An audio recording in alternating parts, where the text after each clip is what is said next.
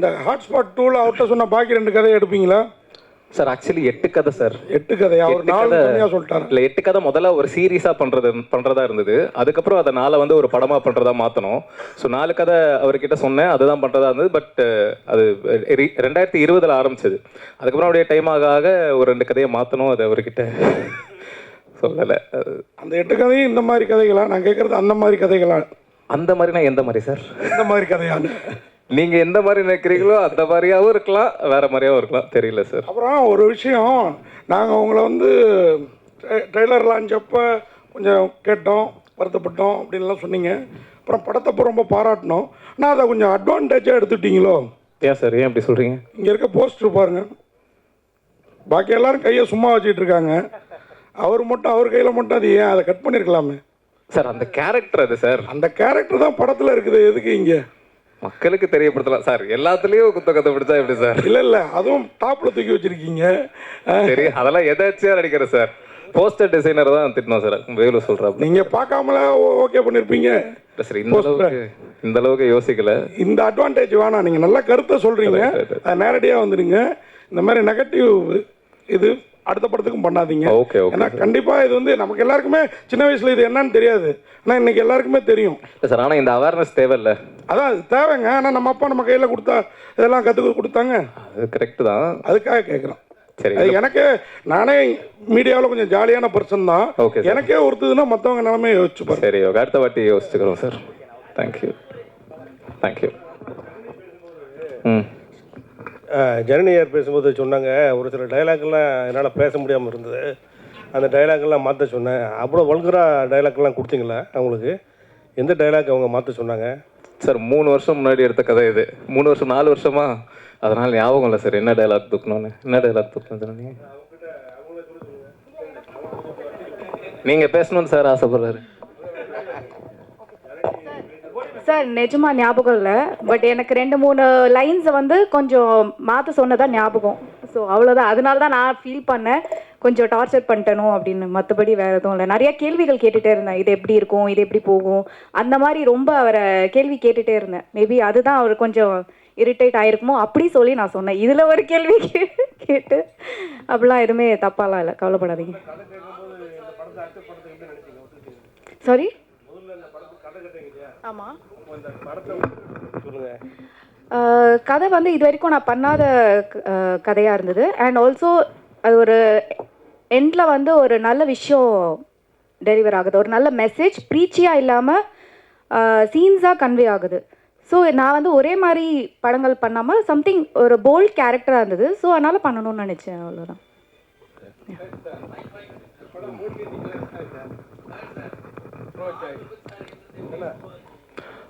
On விபச்சாரியா sir? ஆமாம் sir. நான் 2012 அந்த மாதிரி ஒரு விஷயத்தை கேள்விப்பட்டேன் சார். அப்போ தான் எனக்கு அப்படி ஒரு விஷயம் இருக்குதுன்றதே தெரிய வந்தது. ஸோ அதுக்கப்புறம் கதை எழுதும்போது நேச்சுரலி அதை வச்சா இன்ட்ரெஸ்டிங்காக இருக்கும் அப்படின்னு தோணுச்சு சார். அதனால தான் sir. Sir Saravanan OTT producer தான் சொல்லணும். ஓடிடி டாக்ஸ் போயிட்டுருக்கு சார். ப்ராப்ளி வித்தின் வீக் ஒரு நல்ல இது நம்புகிறோம். சரவணன் அந்த திண்டுக்கல் சரவணன் கிட்ட கொடுங்க. வணக்கம் சார். வணக்கம் சார். கொஞ்ச நாளாக காணும் நீங்கள் சினிமா ஃபீல்டுலேயே. ஆமாம் சார். ரொம்ப நாள் வெயிட் பண்ணி நல்ல படமாக தான் பண்ணியிருக்கீங்க. பட் ஆனாலும் வெயிட்டான கேரக்டர். ஆனால் உங்கள் வீட்டில் என்ன சொன்னாங்க? நம்ம வீட்டில் இல்லை சார், என் வீட்டில் கனவும் கற்பனையும் தான் சார். யாரும் இல்லை சார். இன்னும் ஒரு டைம் கூட கல்யாணம் பண்ணல சார். அதான் கேரக்டர் பண்ணும்போது பார்த்தேன், நம்மளும் ஒரு கால் கூட வந்ததே இல்லையே.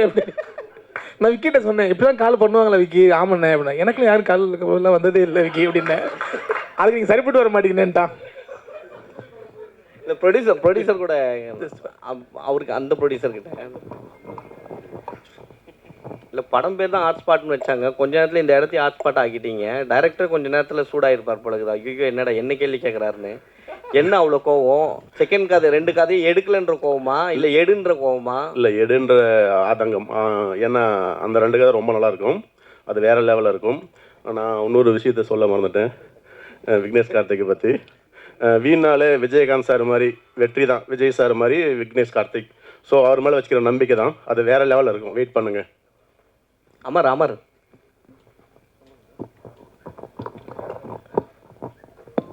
சொல்லுங்க. அமர் உங்களது கூட நல்லா தான் இருக்கு போர்ஷன், செமையா நல்லா பண்ணியிருக்கீங்க. ஜனனி ஐயர் சட்டையை பிடிச்சோன்னு உங்களுக்கு என்ன தோணுச்சு? சட்டையை பிடிச்சா என்ன தோணும்? அதெல்லாம் ஒன்றும் இல்லைண்ணா, அது கேமரா லைட் எல்லாம் இருக்குல்ல, என்ன தோணும்? சாதாரணமாகவே அவங்கள பார்த்தா ஒரு லவ் பண்ணுற ஃபீல் வந்துடும். சரிண்ணே. யாருக்குண்ணே? எல்லாருக்குமே. ஏன்னா அவ்வளோ அழகா இருப்பாங்க. ஆமாண்ணே. ஸோ உங்க போர்ஷன் அந்த மிரட்டுற தோணியை அவங்க பயங்கரம் மிரட்டி இருப்பாங்க. ஆமாண்ணே, அப்போ பயந்தானே நிஜமாலே. ஐயோ ஏதாவது தெரியாமல் ஏதாவது பட்டுக்கிடுச்சுன்னா அடிச்சிருவாங்களோ அப்படின்னு ஒரு பயம் இருந்ததுண்ணே. பட் எல்லாரும் இருக்கும்போது நமக்கும் தெரியும்ல இவ்வளோ தான் நடக்கும் அப்படின்னு. அதனால அவ்வளோதானே நடந்தது. இல்லை இந்த மாதிரி ஏதாவது லைஃப்பில் ஏதாவது ஃப்ரெண்டு கூட்டு போயிருக்கானுங்களா? அந்த மாதிரி ஃப்ரெண்டே இல்லைண்ணே. அந்த மாதிரி ஃப்ரெண்ட் இல்லை, அண்ணனை மாதிரி ஒரு அண்ணன் இல்லை. Thanks sir. டைரக்டர் சார், அதே மாதிரி தமிழ் சினிமாவில் எவ்வளவோ பெண் உரிமை கதைகள் வந்திருக்குது. ஆனால் இந்த படத்தில் நீங்கள் தான் இந்த படத்தில் நீங்கள் பண்ணியிருக்கிற பெண் உரிமை உண்மையாகவே ஆமாம்ல அப்படின்னு தோண வச்சுது. அதுவும் ஒரு இந்த படத்தோட வெற்றிக்கு மெயின் காரணம். நன்றி நன்றி. அவன் நம்ம அப்படி, அதாவது நான் என் ரிவ்யூவில் கூட சொல்லியிருப்பேன், கொஞ்சம் நமக்கு ஆண் புத்தி ஜாஸ்தின்னு வச்சுக்கோங்களேன். ஆனால் நமக்கே தோணுது அப்படிங்கிற, அது எப்படி அதை கரெக்டாக பதமாக என்ன மாதிரி ஆள் கூட ஒத்துக்கிற மாதிரி எடுத்திருந்தீங்க இல்லையா? அது வந்து உண்மையாக நீங்கள் அந்த மாதிரி கேரக்டர் யாராவது சந்திச்சிருக்கீங்களா இல்லை கற்பனை தானா? இல்லை சார், எல்லாருமே நானும் வளர்ந்த பீரியடில் ஸ்டார்டிங்கில் அப்படி தான் இருந்திருப்பேன்ல. ஒரு கட்டத்துக்கு அப்புறம் புரிதல் வந்து இல்லை இது தப்பு இது சரி அப்படின்னு தோணி அங்கேருந்து மாறுறது தான் சார். ஸோ செல்ஃப் ரியலைசேஷன் தான் மெயின் சார். ஜி அந்த பாட் அதான் அந்த காண்டம் வச்சிருக்க சீன்ஸு, அதுக்கு தக்காளி சட்னின்னு ஏன் தோணுச்சு? உனக்கு வந்தால் ரத்தம் எனக்கு வந்தால் தக்காளி சட்னியா, அந்த ஐடியா தான் சார். அந்த மீன் தான் வச்சு. ஆமாம் அதான் பசங்களுக்குன்னா ஒன்று பொண்ணுக்குன்னா எப்படியா அப்படி. இல்லை முன்ன இந்தி படங்களில் வந்து இப்போது போல்டாக வர ஆரம்பிச்சிருச்சு. ஸோ அதை தாண்டி இப்போ வந்து தமிழில் வந்து முதல் படமாக நீங்கள் இதை காமிச்சிருக்கீங்களோ அப்படின்ற மாதிரி தெரியுது. அது அந்த இதுவா சார்? கே பாலச்சந்தர் சார் 40 வருஷத்துக்கு முன்னாடி இதை விட போல்டான படங்கள்லாம் பண்ணிட்டாரு. ஸோ அந்த அளவுக்கு போல்டான்னு தெரில. அவர் எனக்கு ரொம்ப பிடிக்கும். ஸோ ஏதோ நம்ம ஓரளவு, ஏன்னா இந்த படத்தில் ஒரு சீன்ஸ் வந்து அம்மாவே காட்டியிருப்பீங்க லாட்ஜில் காட்டுற மாதிரி, அது பெரிய விஷயம். அந்த சீக்வன்ஸே வந்து தாங்க முடியாது. ஏன்னா அது அப்புறம் கட் பண்ணி பார்த்ததுக்கப்புறம் தான் நீங்கள் வேறு மாதிரியான இது காமிப்பீங்க. ஸோ அந்த சீன் எடுக்கும் போதே பயங்கர இதுவாக இருந்திருக்குமே, ப்ரெஷர் அதிகமாக இருந்திருக்குமே, இது என்ன பேசுவாங்களோ அப்படின்ற மாதிரி. எனக்கு அந்த ரோட்டில் நடந்த அந்த காமெடி போர்ஷன் இருக்குல்ல சார், அது மட்டும் எனக்கு ஒரு சின்ன டவுட் இருந்தது. இது வந்து கொஞ்சம் அப்படி போனாலுமே ரொம்ப என்னடா இதுன்ற ஒரு ஃபீல் வந்துருமோன்ற ஒரு பயம் இருந்தது. ஆனால் எனக்கு ஒரு கான்ஃபிடன்ஸ் இருந்தது. சரி பரவாயில்ல, எனக்கு பிடிச்சிருந்தது, எழுதும் போது ரொம்ப பிடிச்சிருந்தது, பரவாயில்ல அப்படின்னு விட்டேன். ஆனால் ஒருத்தர் கூட அதை ஒரு மாதிரி இருக்குன்னு சொல்லலை. தேட்டரில் பயங்கரமான ரெஸ்பான்ஸ் அந்த சீனுக்கு இருக்கு. ஸோ அதான் சார். பிரதர் ப்ளூ ஷர்ட், நீங்கள் சுபாஷ் முதல் தடவை ஸ்டோரி உங்ககிட்ட சொல்லும் போது, இந்த உங்ககிட்ட கதாபாத்திரத்தை எக்ஸ்பிளைன் பண்ணும்போது எப்படி இருந்தது உங்களோட கதாபாத்திரம்? ஷாக்கிங்காக தான் இருந்தது. ஃபஸ்ட்டு ஸ்கிரிப்டாக தான் கொடுத்தாரு, படிச்சுட்டு என்னன்னா பயங்கரமாக இருக்குது. ஏன்னா அது இப்போ எடுத்ததை விட அதோட வெர்ஷன் ரொம்ப பெரிய வெர்ஷன். அது வந்து படித்தோன்னா கொஞ்சம் ஷாக்கிங்காக தான் இருந்தது. அதுக்கப்புறம் கேரக்டராக யோசிச்சதுக்கப்புறம் சரி பண்ணலான்னு ஒரு ஐடியா இருந்துச்சு. தலைவா உங்கள் சொல்லுங்கள் சார். ஆமாம் சார்.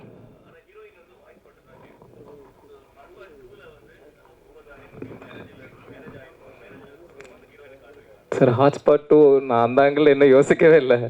வெறுமனே விட்ட 2 கதை, அது போக 2 கதை, அப்படி தான் இருக்குது. இந்த கனெக்டிங் பாயிண்ட் இன்னும் நான் ஆக்சுவலி இந்த படம் முதல்ல பண்ணும்போது தனித்தனியாக 4 கதையாக தான் இருந்தது. சிலுக்கருப்பட்டி மாதிரி தான் இருந்தது. சிலுக்கருப்பட்டி மாதிரி லவ் ஸ்டோரிஸ் மாதிரி தனி 4 கதைகளாக தான் இருந்தது. ரிலீஸ்க்கு ஒரு 40 நாள் முன்னாடி தான் அந்த டைரக்டர் ப்ரொடியூசர் கிட்ட சொல்கிற அந்த கதையை எழுதி கனெக்டிங் பாயிண்ட்டை வச்சு இன்டர்வல் பிளாக் வச்சு அது 40 நாள் முன்னாடி எழுதி அங்கேருந்து ஒரு வாரத்தில் ஷூட்டிங் பண்ணி அதுக்கப்புறம் முடிச்சு டப்புன்னு ரிலீஸ் பண்ணது தான். அது லாஸ்ட் மினிட் ஐடியா தான். ஸோ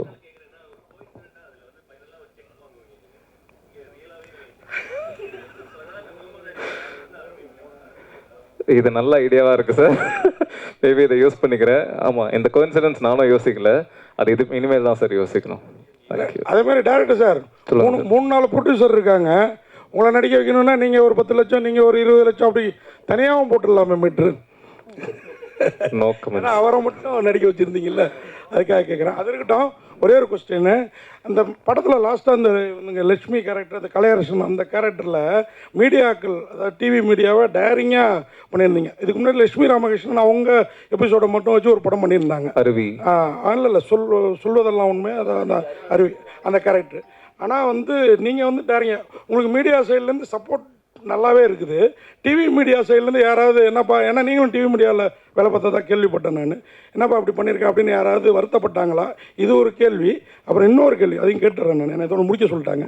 இன்னொரு கேள்வி, அதாவது இந்த படம் நீங்கள் இப்போ தவிக்கிறீங்கள, இந்த செகண்ட் வீக்கு புஷ் பண்ண வேண்டியிருக்குது, படம் நல்லா இருக்குன்னு டாக்கு போய் இப்போ தான் மக்கள் வர்றாங்கன்ட்டு, இந்த படத்துக்கு ப்ரொமோஷன் இன்னும் கொஞ்சம் நல்லா இருந்தால், இன்னும் கொஞ்சம் வாரமே ரீச் இன்னும் பெரிய லெவலில் இருந்திருக்கும், இன்னும் கொஞ்சம் தெரிஞ்ச ஸ்டார்ஸ் இருந்திருந்தால் இன்னும் கொஞ்சம் நல்லா இருந்திருக்கும் அப்படின்ற ஃபீல் எங்கேயாவது உங்களுக்கு ஏற்பட்டுதா? ஏன்னா இப்போ ஜிவி பிரகாஷ் கல்வன் பார்த்தீங்கன்னா நாளே கொஞ்சம் தூக்குனுச்சு, அவருக்கு ஒரு வேல்யூ இருக்கிறதுனால உங்களுக்குமே அந்த அடியில் அது ஏற்பட்டிருக்கும். ஆனால் இந்த படத்துக்கு இப்போ தான் கூட்டம் வருது, ஆனால் உங்களுக்கு தேட்டர் கிடைக்க மாட்டேங்குன்னு வருத்தப்பட்டீங்க. இந்த ப்ரொமோஷன் சைடு இன்றைக்கி வந்து ஒரு 2 டெய்லியில் விளம்பரம் கொடுத்துட்டு 2 டிவியில் விளம்பரம் கொடுத்தா பத்தாது, அது கொஞ்சம் வீக்காக இருக்குதோன்னு எனக்கு தோணுச்சு. அதை பற்றியும் சொல்லுங்கள் கொஞ்சம். ஓகே, முதல் கேள்வி, மீடியாவில் இருந்து யாரும் என்கிட்ட பேசல. நான் ஃபுல் மீடியாவையெல்லாம் எதுவும் தப்பாக சொல்ல சார். அதில் அந்த மாதிரி ஷோ, அதுவும் அந்த மாதிரி ஷோவில் குழந்தைங்கள இப்படி யூஸ் பண்ணுறது மட்டும்தான் தப்புன்னு சொல்லியிருக்கேன். அவங்க தப்பா யூஸ் பண்றாங்கன்றத நான் சரியா சொல்லியிருக்கேன். என்கிட்ட யாரும் பேசல சார்.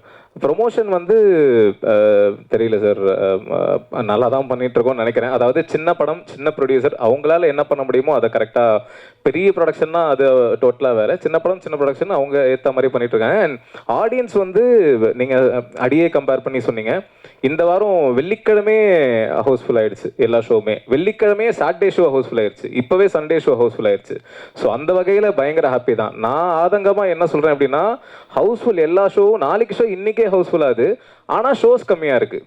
ஆடியன்ஸ் தேட்டருக்கு வர்றதுக்கு அவங்களுக்கு தேட்டரில் ஷோஸே ரொம்ப கம்மியாக இருக்குது. இப்போ லூக்ஸில் 3 மணி ஷோ இருக்குது, அதுக்கப்புறம் ஈவினிங் ஷோ நைட் ஷோ இல்லை. அந்த தேட்டரில் பார்க்கணும், அந்த ஏரியாவில் பார்க்கணும்னு நினைக்கிறவனுக்கு வேறு ஷோவே, அவன் அங்கேருந்து இங்கே ஆம்பா மாலுக்கு வரணும், இல்லைன்னா நைட் ஷோ மெரினா மாலில் இருக்குது, ஓய்மார் மெரினா மாலுக்கு போகணும், வேற எங்கேயும், அதான் ரொம்ப கம்மியான ஷோஸ் இருக்குது. அதை தான் தேட்டர் சைட்லேயும் டிஸ்ட்ரிபியூட்டர் சைட்லேயும் ஷோஸ் கொடுத்தீங்க அப்படின்னா சின்ன படங்கள் சர்வைவ் ஆகும். இது எல்லா சின்ன படம் சார்பாக தான் நான் சொல்கிறேன். படம் நல்லா இல்லைன்ற பட்சத்தில் ஒன்றுமே பண்ண முடியாது.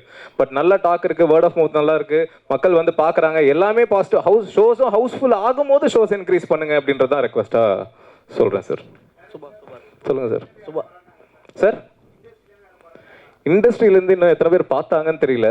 ஸோ அதனால் மஞ்சுபல் வாய்ஸ் கமல் சார் பார்த்து யாராவது அந்த மாதிரி சொல்கிற மாதிரி யாராவது பார்த்து சொன்னாங்கன்னா சந்தோஷமாக இருக்கும். பாலாஜி சக்திவேல் சார் பார்த்தாரு சார். பார்த்துட்டு அவரு ரொம்ப பிடிச்சிருக்குன்னு வீடியோ கொடுத்துருந்தாரு. வேறு டைரக்டர்ஸ் யூனியன் ஷோவில் பேரரசு சார் அப்ரிஷியேட் பண்ணார். அயோத்தி டைரக்டர் வந்திருந்தாரு. ஸோ இந்த மாதிரி நிறைய பேர், ஆனால் தனியாக அவங்களா பார்த்துட்டு என் அக்கால்ஸ் வந்து இன்னும் வரல சார். அதான் பார்த்தாங்களானே தெரியல. ஸோ மேபி அவங்களுக்கும் இந்த ட்ரெய்லர்னால ஒரு ஹெசிடேஷன் இருக்கலாம் அப்படின்னு நினைக்கிறேன். ஆனால் அப்படி கிடையாது. அதான் இது முழுக்க முழுக்க குடும்பங்கள் பார்க்க வேண்டிய, குடும்பங்கள்லாம் குழந்தைகள் அல்லாது குடும்பங்கள் பார்க்க வேண்டிய படம். ஸோ இது முடிஞ்ச அளவுக்கு அதை புஷ் பண்ணிட்டு இருக்கோம். ஸோ பார்த்தாங்கன்னா நல்லாயிருக்கும். அவர் உங்ககிட்ட தக்காளி சட்னி ஸ்டோரி சொல்லும் போது ஓப்பனிங் சீனே இதான் வைக்க போகிறேன் அப்படின்னு சொன்னாரா? இல்லை, அது ஸ்கிரிப்ட்லேயே இருந்துச்சு. இதுதான் வந்து அவனோட கேரக்டர், அவன் என்ன பண்ண போறான்றத முன்னாடி ஒரு கிளிம்ஸா ஃப்ரெண்ட்ல வச்சிருந்தாரு. தேங்க்யூ. ரெஃபரன்ஸ்ன்னு இல்லை, ரெஃபரன்ஸ்ன்னு இல்லை. இதுக்கு முன்னாடி இந்த கேரக்டர் வந்து மேல் ப்ராஸ்டியூஷன் பற்றி மட்டும் இல்லை, அதில் அவனோட ஐடியாலஜி, லவ் வேறு லஸ்ட் வேறன்னு சொல்கிறவனோட ஐடியாலஜி பற்றி தான். ஸோ அதுதான் மெயினான ஒரு விஷயமா பண்ணாங்க.